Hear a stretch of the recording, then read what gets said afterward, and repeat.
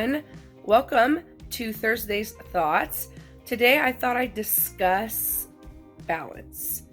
Now, I don't just mean food balance. I mean, in general, balance. How difficult it can be to come up with a balance that works for you and your lifestyle. How sometimes you have to let go of the things you want to do or the things that you've written on your list that you have to do to make sure that you have enough balance in your life so that you don't overwork yourself. I have 4 YouTube channels I'm trying to work on. I have school. I have a full-time job. I have part-time babysitting job. And then I have my friends and my family and things that I want to do.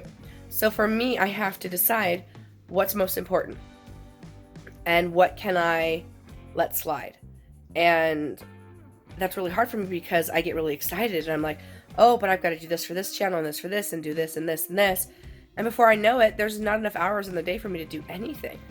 And make sure that I'm making time for my relaxation and for my rest, because those are very important things. I think on average I get about 6 hours of sleep a day. I don't know what the recommended is for an adult. I think it's around 6 or 7. I used to try to get 8, but as busy as I am, I can't do 8 hours. I'm lucky to get 6 hours of sleep. In fact, yesterday or last night, I think I got like maybe 5.5. The second thing, as far as balance goes, is of course my food. You know, balancing out the cravings for the healthy stuff that I need to be eating and making sure that I'm getting all the nutrients, my iron and my calcium and, you know, my vitamins and whatever else I need. That's a really big one for me. Because usually I'm very high in sodium and sugars and fats and carbs and all that, but I'm very low in other things that really matter and that I should be keeping up on.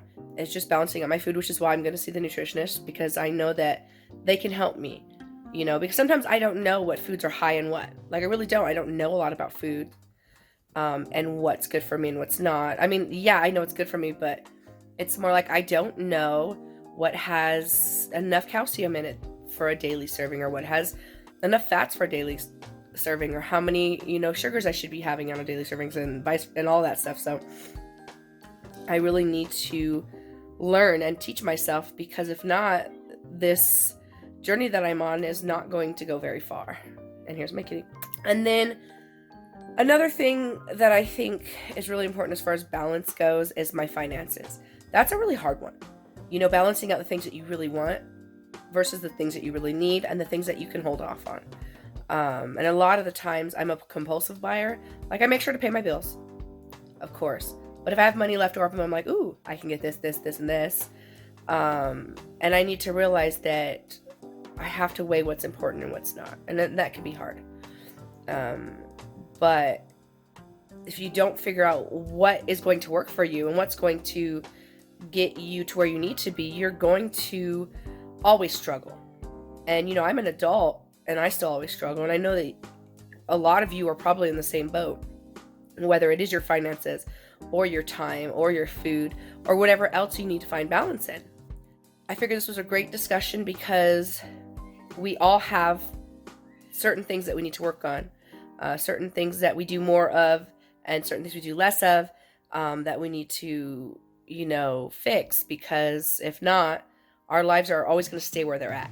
You know, I'm always making the comment that you can't do the same thing over and over again and expect a different result.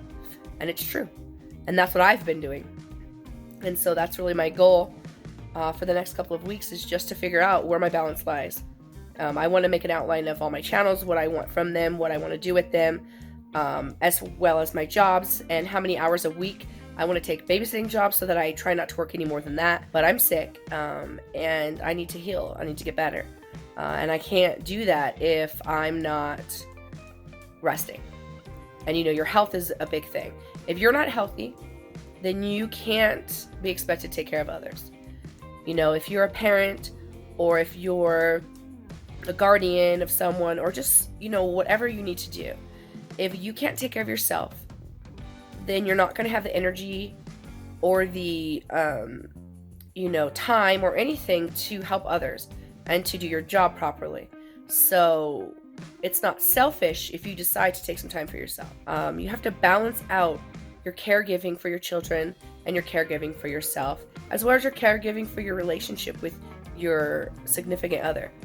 That's something to consider. And of course, it's both ways, fathers, mothers, whatever you are, you have to balance out your lives, and never feel guilty for needing a break, because we all do. It's hard, life is hard, and our mental and physical health are very important. And so, I hope you guys take your time each, week, each month, and just balance out what needs to be done, and make sure that you're keeping yourselves physically, mentally, and emotionally healthy, because it's very important. I love having you here on this journey with me. We are all in this together. You are important, and your journey is important, and I hope that you know that. I appreciate each and every one of you. You are all my rays of sunshine. Thank you so much.